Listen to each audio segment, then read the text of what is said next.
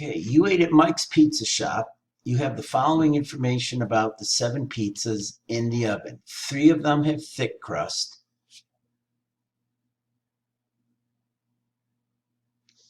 2 of the 3 thick crust pizzas have mushrooms. So that's both thick and have mushrooms.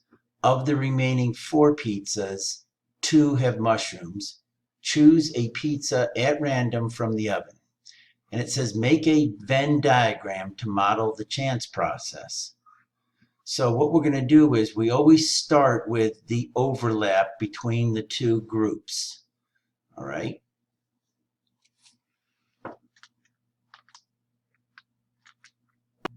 So if the one that is both is, there's 2 out of the 3 that have mushrooms and have thick crust.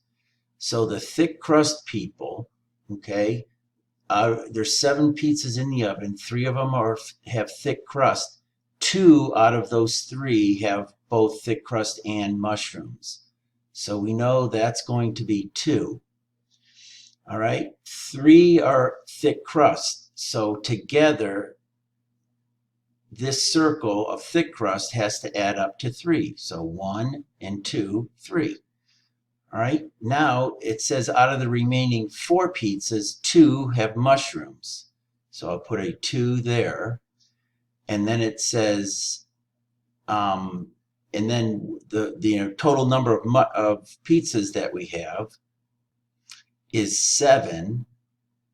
So right now we have 1, 2, 3, 4, 5 of them accounted for. So that this adds up to 7, the other 2 are outside of these circles. So there's some other kind of pizza.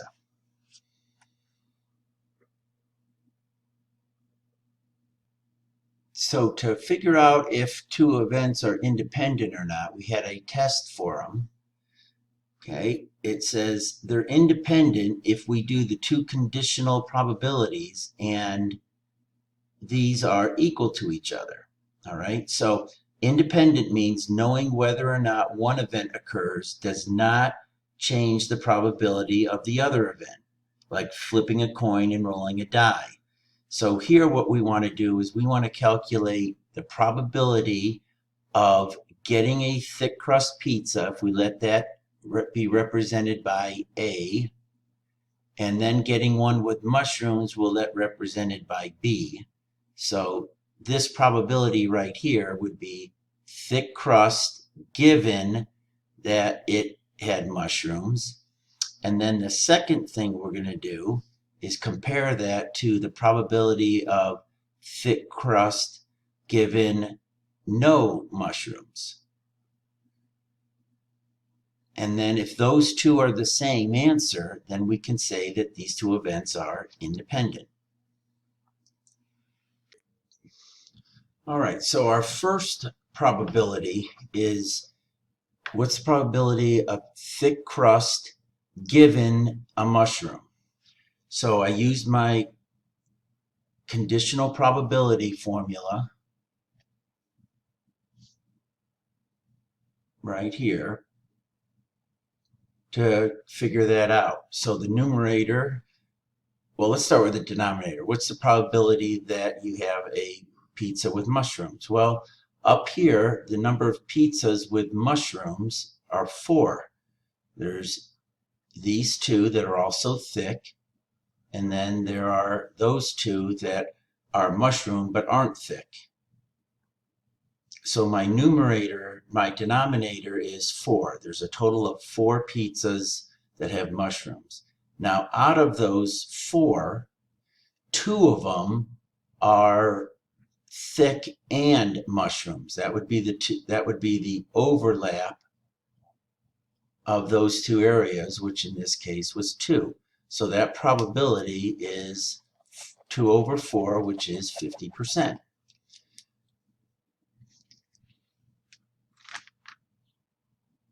Okay, the next probability that we want to figure out is what's the probability of there being thick crust given no mushrooms. Okay, so here's my conditional probability. So the denominator is no mushrooms. So if I look at my chart up here, pizzas that have no mushrooms would be anything in this area and then anything outside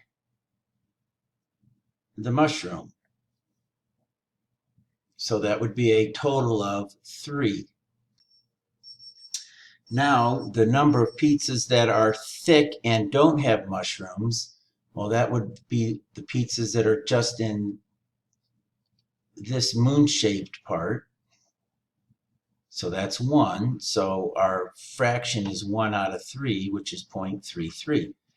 Then when we compare these, we get different values. So these two events are not independent because their probabilities are not equal.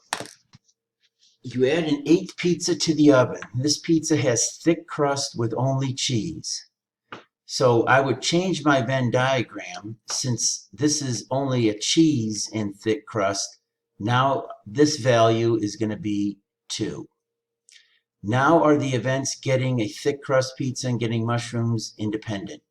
So again, we calculate the same 2 probabilities that we did in the previous problem, but we've got our numbers are a little different. So if we do thick given mushroom, that would be the probability of a mushroom. So if I look up here in the mushroom circle, I have a total of 4 pizzas. And then in the overlap, which is thick and mushroom, I have 2. So that remains 1/2. Okay, so that is 0.5. And now when we do no mushrooms, well, no mushrooms would be everything outside of the mushroom circle. So now that would be 2 plus 2, 4. Thick and no mushroom. There's now 2 of those. So that is also 1/2. So these 2 probabilities, okay, are equal, and therefore the 2 events are independent. Gabe is not one for pairing up his socks before he throws them in his sock drawer. One dark morning, his drawer contains 8 blues, 6 brown, 4 grays. He pulls out 2 socks at random from his drawer without looking at them. What's the probability that both socks are blue? So we want to know if the first one is blue and the second one is blue. And when we're dealing with and, we're using multiplication. We got 2 ways of doing multiplication. One is whether the events are dependent or if they are independent. Well, these would be independent if we picked one blue, looked at it, put it back, and then picked a second one, and wanted to see if that was blue. That would be independent because I would be putting the first sock back, but we're not. We're picking both at the same time. So this is an example of the general multiplication rule for dependent events.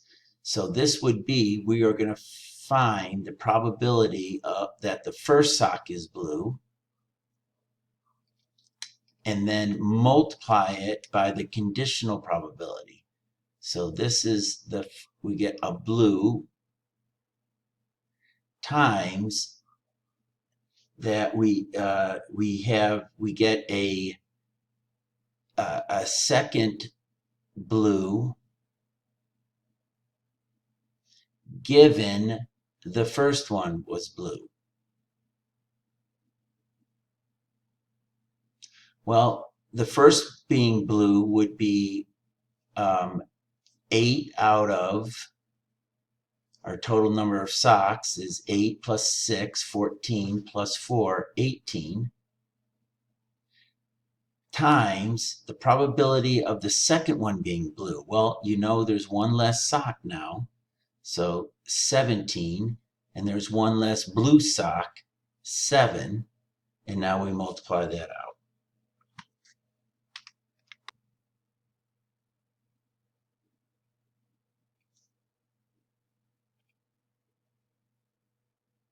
And our probability 0.183.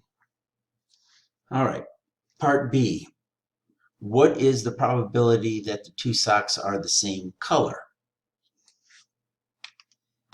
Now, this problem could also be done using the combinations that we did last week. So, for example, if I want to know the probability that I'm going to get two blue socks, okay, when I reach in and pick two, well, I could do how many different ways can I choose two socks out of 18? And then the top would be, well, how many ways can you pick two blue socks out of 8?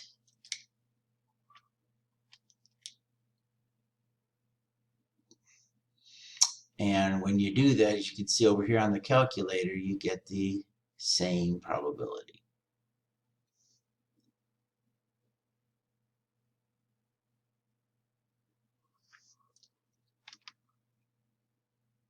What is the probability that the two socks are the same color? Well, that means the results would be two blues or two browns or two grays. So when we're dealing with or, that means we're going to be adding our probabilities. So we've already done the first one. That was 8 over 18 times 7 over 17. Picking two browns, well, let's see, there's 6 browns. So the first one would be 6 out of 18. One's been picked, so the second one would be 5 out of 17. And then two grays, well, there's 4 grays. So that would be 4 out of 18 times 4 out of 17. And now I'm going to multiply those out and then add up the individual values. I'm sorry, that should be, this last one should be 4 out of 18 and then 3 out of 17.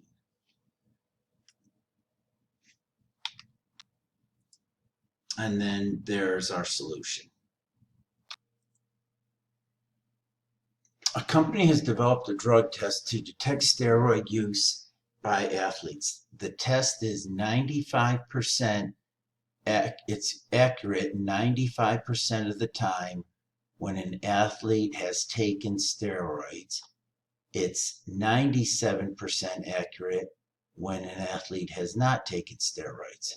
Suppose a drug test will be used in a population in which 10% of the athletes have taken steroids. Choose an athlete at random and administer the drug test. Draw a tree diagram to model the chance process. Complete the diagram by dragging the probabilities and placing them in correct boxes. All right, so we know that the population contains 10% that have taken steroids. So this would be 10%, meaning this would be 90%. Now, when a student, let's see, the test is accurate when an athlete has taken steroids 95% of the time.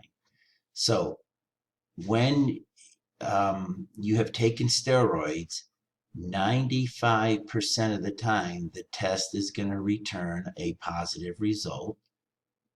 And 5% of the time, it's going to not detect the steroids.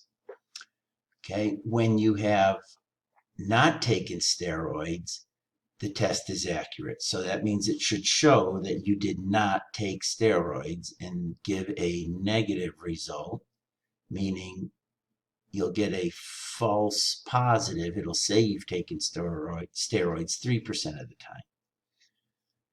Okay, what is the probability that a randomly selected athlete tests positive?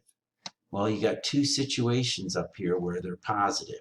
One is when they've used steroids and tested positive.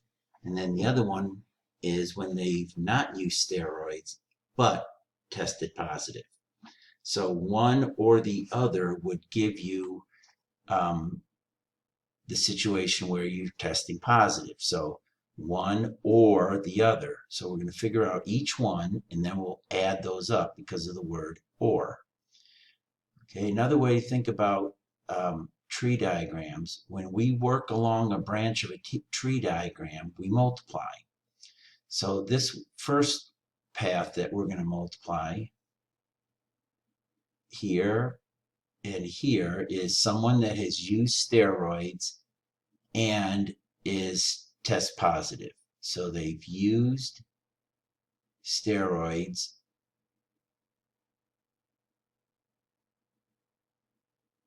okay, and they end up testing positive. So that's going to be 1/10 times 0.95. Then the other one situation would be someone that has not used steroids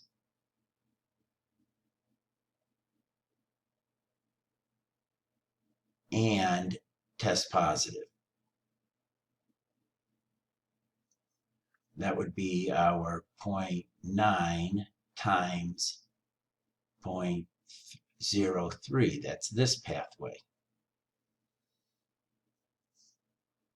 Okay, so then I get these two results.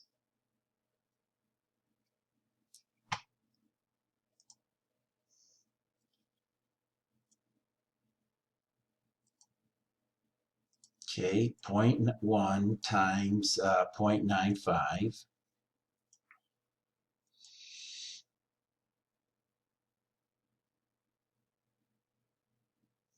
And then 0.9 times 0.03.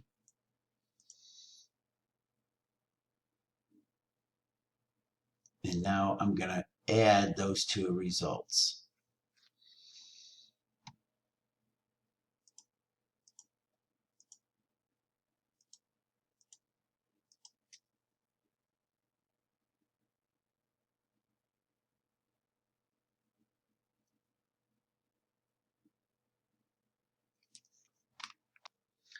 Okay, part C, suppose a chosen athlete tests positive.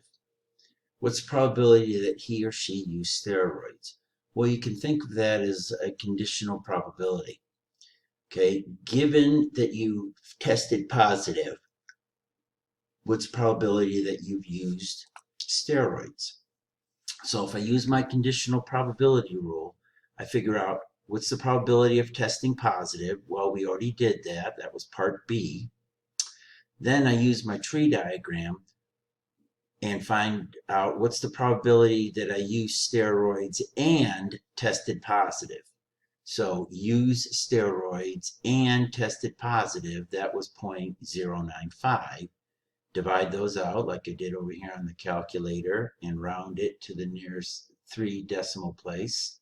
So that 6 tells me to make that 8 a 9, and I get 0.779.